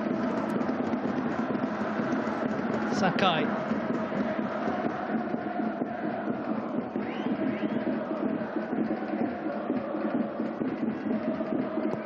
It was a brilliant opportunity for Ju Min-kyu to get his first goal after that long run without scoring.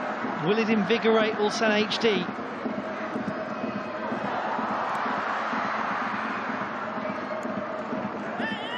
Nearly finding Lee Chung-yong, the former Crystal Palace player.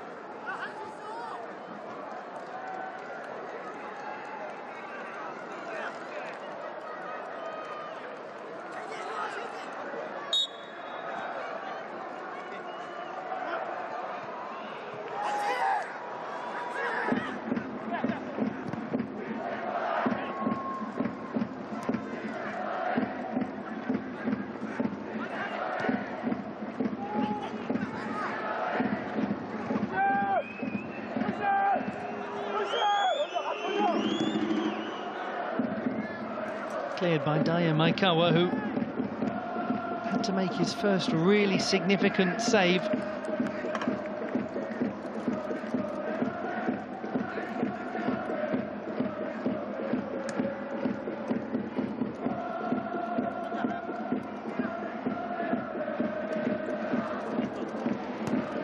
Just over 10 minutes remain.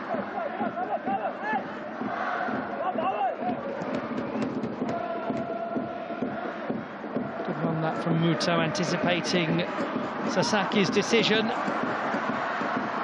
and just narrowly evading Miyashiro, looking for his hat-trick. But it was well constructed. Almost. And this is earlier on, the opportunity for the substitute Ju Min-kyu, and he didn't really get much power or much of an angle away from Maekawa. He needed one or t'other, if not both. A comfortable save for Maekawa, who had that early shot from Arabidze that he dealt with, but he hasn't had a huge amount to do. Here's Muto. Might try something on his own. The opportunity was shut down, and then the goalkeeper does really well. Jo Hyun-woo nearly beaten.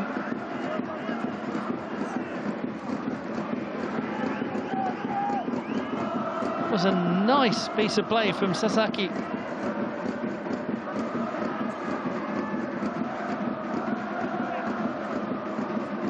He's having a very good couple of years, Daiju Sasaki. 9 goals in all competitions this season. He scored 7 in the league as they won the title last year.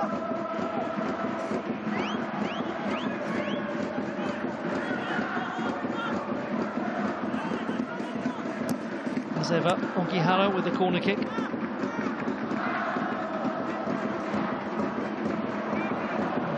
Just almost treading on the ball.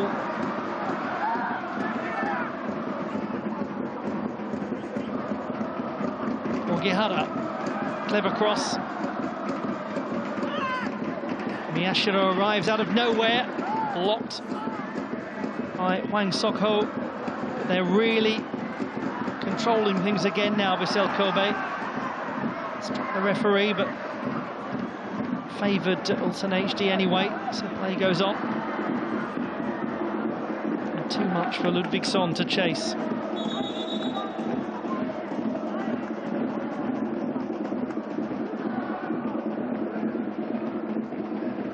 Tough time of things for Kim Pang-gon in the inaugural AFC Champions League Elite.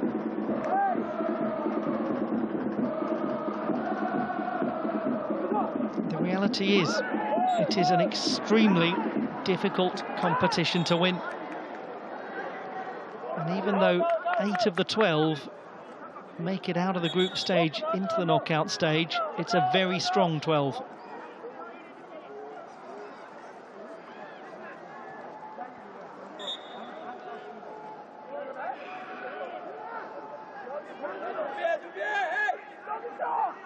And it's not as though Ulsan HD can take any comfort from goal difference, even if they do end up with no points from the first 3.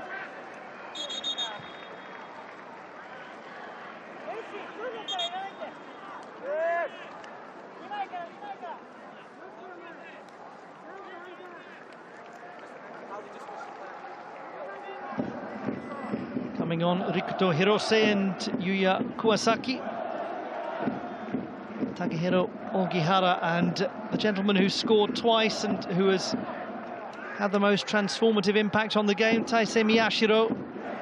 His work done, he departs. Time to be conservative now for Takayuki Yoshida. So Yuya Kawasaki, wearing 25 on, joined the club this season from his hometown club, Vivaren Nagasaki. He is from that city in Kyushu, in the southwest of Japan. And Rikuto Hirose, who's from Saitama, just north of Tokyo. Another player who joined the season after a spell of 4 years at Antlers.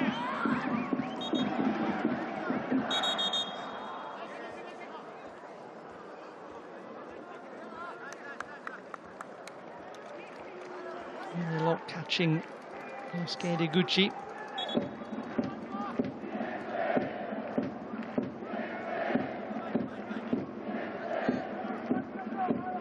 Yellow card for the player who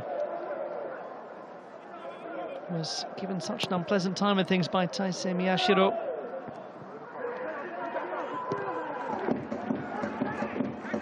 Space for Daiju Sasaki, not as flamboyant as his previous effort.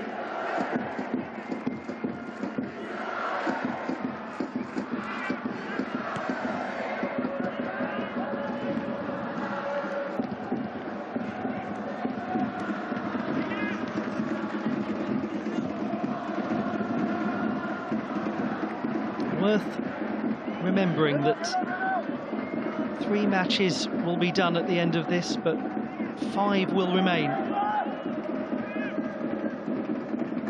So if you are an Ulsan HD fan, then you'll start to think, okay, if we can get a win in the next one, then maybe we can turn this around.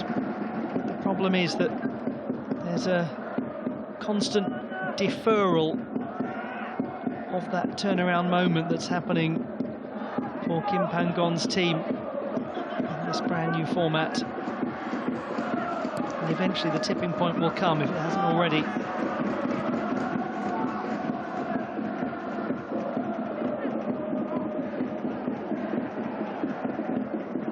And well done to Vissel Kobe, who have been very impressive.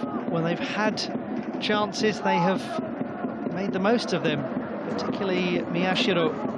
They have stolen the ball repeatedly from Ulsan HD, close to their own goal. And their goalkeeper, Daya Maekawa, has made a couple of very important saves.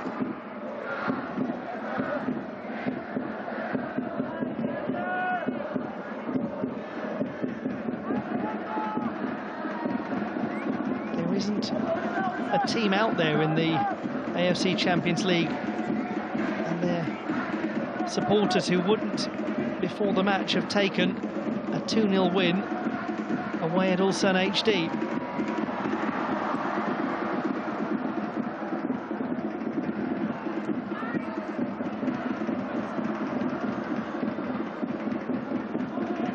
Sasaki tries to keep it in.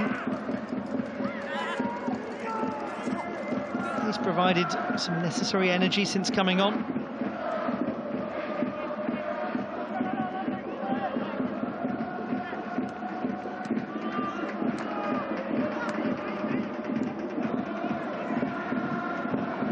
Sokho. There is Im Young-jae.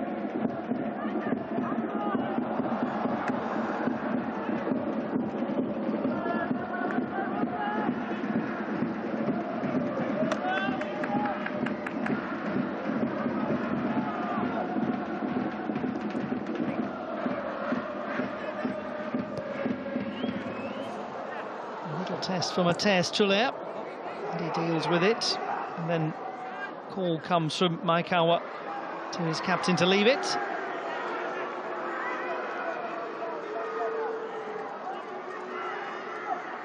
He's played over 170 times for the club.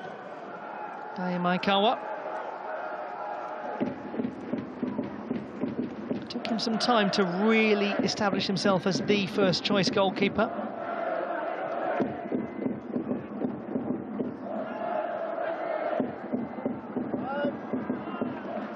Again, well won back in the midfield by the away team.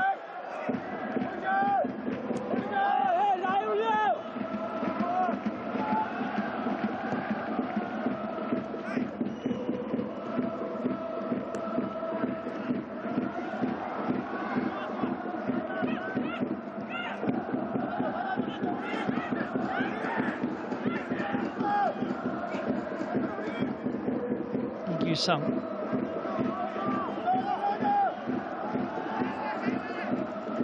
Has it back.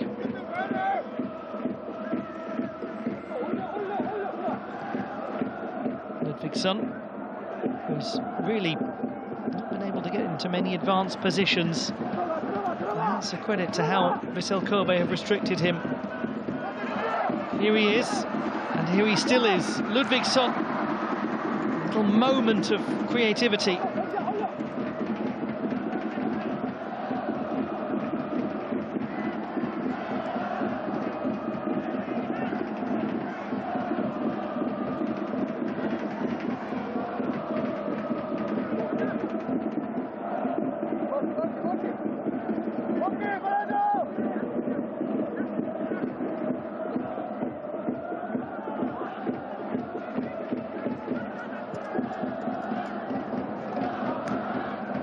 Down by Im Young-jae, who waits for Ludvigsson and then can't get it to him.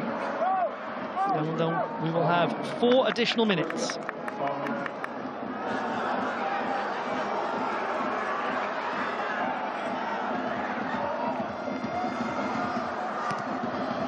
Corner kick to Ulsan HD, won by the substitute Gustav Ludvigsson.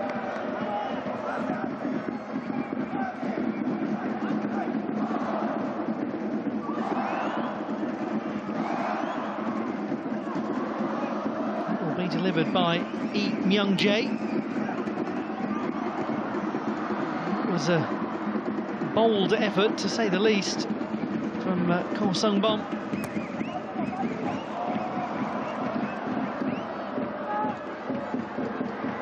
Muto, who has played very well.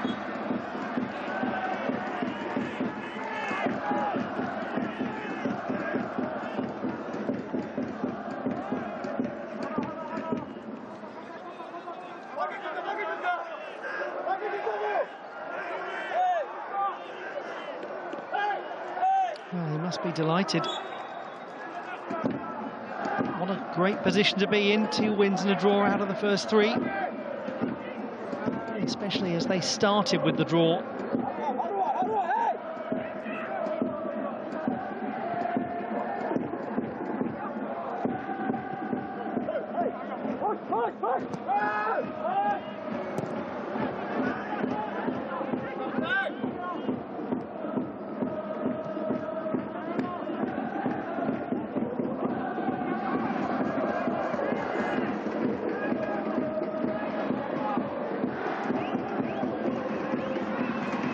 Yoshinori Muto might get an opportunity of his own. Well, he did, but it didn't last too long.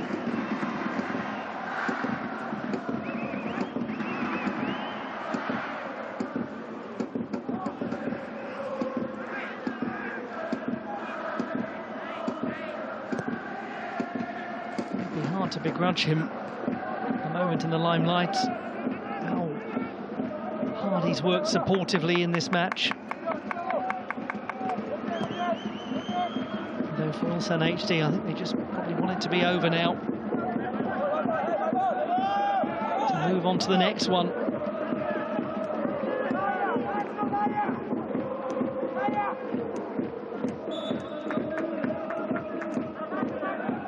5th of November, a trip to play Johor Darul Tazim in Malaysia for Ulsan HD. Vissel Kobe will host the remarkable Gwangju, who've dazzled in this competition since their extraordinary debut, beating the Marinos 7-3. Won't that be an interesting game? And there's another fine save by Maekawa. Again, the sort of shot that you wouldn't expect him to be beaten by. Ko Sungbom at least posed the question. Maekawa dealt with it as comfortably as he's dealt with everything really today.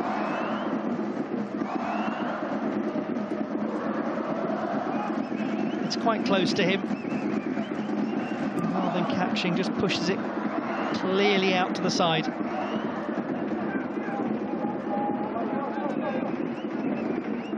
That goal from Miyashiro a few minutes into the second half really did increase the pressure on Ulsan HD. It's a great win this for Vissel Kobe, to the obvious disappointment of the Ulsan HD fans, many of whom have already long since left the stadium. Have they left all realistic hopes of getting through to the knockout stage behind? Too soon to tell, still 5 matches remain, but things are difficult for Ulsan HD and things are very good for Vissel Kobe.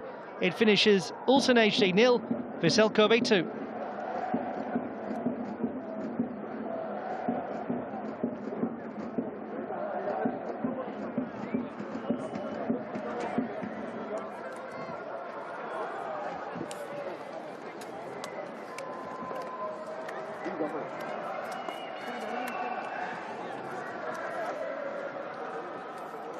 싶었던 최선을 다했던 양팀 선수에게 박수를 부탁드리겠습니다.